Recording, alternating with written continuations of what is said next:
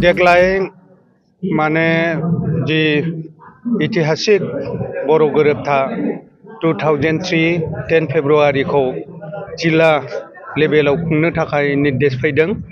बे हिसाबै जोङो तामुलपुर जिल्लानि जितु माने 10 फेब्रुआरि सेलिब्रेशन बे सेलिब्रेशनखौ टाइगारखारियाव खुंनो थाखाय जों लाहार फाहार खालामदों। लाहार फाहारा गोग्गोमैनो सोलिगासिनो आरो जोङो दिनै जोंनि बिटिसिनि जाय इनचार्ज आरो जोंनि रिसेपशन कमिटिनि माने मेम्बार सेक्रेटारि माने धीराज खाउन बिथां फैदोंमोन।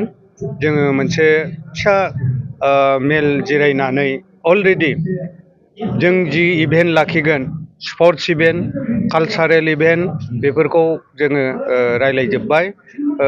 जोङो बाहाग राननानै होजोब्बाय खामानिफोरखौ मावनो। इतिमध्य जोंनि पेन्डेल खामानि जागासिनो, जोंनि जानाय लोंनायनि ट्रेन्सपर्टेशननि खामानि, बेयो खामानिफ्रा मोजाङै मोजां सोलिगासिनो आरो बिराद मोजाङै खुंनो थाखाय जोङो बे हाबाफारिखौ जाफुंसार होनो थाखाय नाजागासिनो थादों आरो मोजां जागोन होननानै जोङो आसा लाखिदों।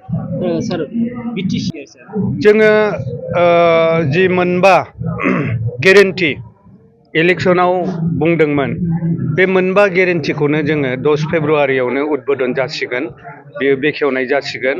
जोङो हानि पट्टा होनाय, सेल्फ हेल्प ग्रुपनो फैसा होनाय, IBS होनाय, सिनियर सिटिजेननो अनसुंथाइ होनाय, बिदि खामानिफोरखौ इयुथ एन्टारप्रिनियरशिपनि 2 लाख राननाय, बेफोर गासिबो माबाया अनसुंथाइ होनायफ्रा फैगौ 10 फेब्रुआरियावनो आनुষ্ঠাनिक भाबै उद्बोधन जासिगोन आरोखि। बेनि सायाव रायज्लायगासिनो थादों।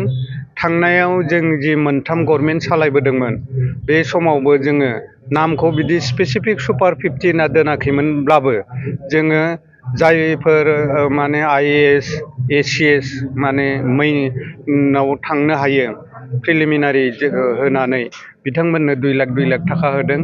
जायफोर MBBS गभर्नमेन्ट माबायाव एडमिसन मोनो बिथांमोननोबो जों 2 लाख थाखा होबोदों। दा बेनि सायाव सावरायबाय थादों नाम मोनसे गोदान नाम बिदि दोननाय जायो ना जाया, माबादि जों अनसुंथाइखौ रानगोन बेनि सायाव रायज्लायबाय थादों। डेफिनेटलि जोंनि गभर्नमेन्टआबो होगोन। जोङो गरेस्वर LAC आरो तामुलपुर LAC मोननैयावबो BPF हानजाया गेलेनांगौ होननानै जोङो नारसिनगासिनो।